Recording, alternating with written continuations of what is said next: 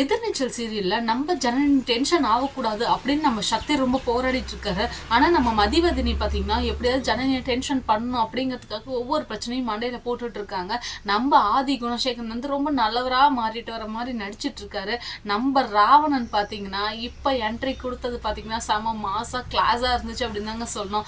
நம்ம ஆதிமுத்து குடும்பத்துல மிச்சம் இருக்க ஒரு துளி ரத்தமும் வெளியில வந்துருச்சு. ஆமாங்க, நம்ம ராவணன் முத்து தான் இப்ப வந்திருக்காரு. ராவணன் ஆதிமுத்து அப்படின்னு சொல்றவர் தான் வந்திருக்காரு. அவர் வந்து கண்டிப்பா ஆதி குணசேகரனுக்கு மேலதான் இருப்பாரே தவிர கீழே கொஞ்சம் கூட இல்லை அப்படின்னு தான் சொல்லணும். ஒரு வில்லத்தனம் ஆகட்டும், ஒரு பயங்கரமான ஒரு டெரபிக் ஆகட்டும், இது எல்லாத்துக்குமே வந்து ஃபர்ஸ்ட் கிளாஸாக நின்றுட்டு இருக்காரு. நம்மளுடைய ஆதி குணசேகரனோட குடும்பத்துக்கு அடுத்ததாக வரக்கூடிய பெரிய வில்லங்கமே நம்மளுடைய ராவணனால மட்டும்தான். ஏன்னா ஆதி குணசேகரன் அந்த அளவுக்கு ஒரு கொடுமையை நம்ம ராவணனுக்கும் அவங்க அம்மாவுக்கும் பண்ணியிருக்காரு. ஆதிமுத்து ஐயா குடும்பம் தான் நாங்களும் அப்படின்னு அவரும் வந்து நிற்க போறாரு அப்படின்னு சொல்லணும். ஏன்னா இப்போ வந்து அப்படி ஒரு கதைக்களம் தான் நகர்ந்து போயிட்டு இருக்கு. இன்னொரு பக்கம் பார்த்தீங்கன்னா ராவணன் வந்து ஒரு மனுஷங்களை கொன்று அதுலேருந்து எப்படி ஆர்கான்லாம் எடுத்து வெளிநாட்டுக்கு அனுப்பலாம் அப்படிங்கிற மாதிரியான ஒரு முடிவில் இருந்துட்டு இருக்காங்க. அந்த மாதிரி ஒரு பிஸ்னஸ் மீட்டிங்கில் தான் இருந்துட்டு இருக்காங்க. இந்த பிஸ்னஸை கண்டுபிடிக்கிறது யாருன்னா நம்ம மதிவதனையும் நம்ம ஜனனியும் மட்டும்தான்.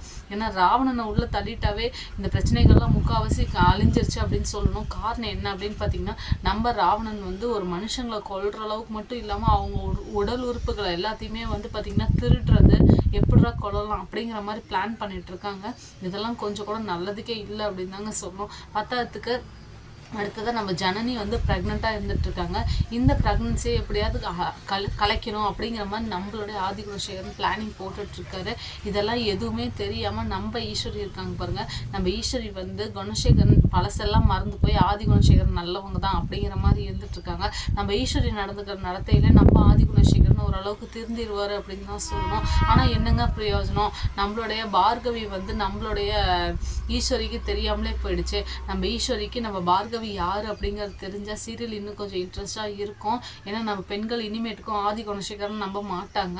இனிமேட்டுக்கு விசாலாட்சி அம்மாவும் வந்து அமைதியாயிட்டாங்க நம்ம ஈஸ்வரிக்காக. அதனால சீக்கிரமா வந்து ஆதி குணசேகரன் யாரு என்ன அப்படிங்கறத வந்து சீக்கிரமா நம்ம ராவணனால தெரிய வந்தா சீரியல் பார்க்கவே. அது மட்டும் இல்லாம அடுத்ததான் நம்ம ஜனனி சக்திக்கு இடையே நிறைய பிரச்சனைகள்லாம் காத்துட்டு இருக்கு. ஆமாங்க, ஜனனி நல்லபடியாக அந்த குழந்தைய பெற்று எடுத்தாங்கன்னா சீரியல் கொஞ்சம் நல்லா இருக்கும். ஆனால் இதில் எல்லாமே வந்து ஒரு குளறுபடியாக தான் போயிட்டுருக்கு.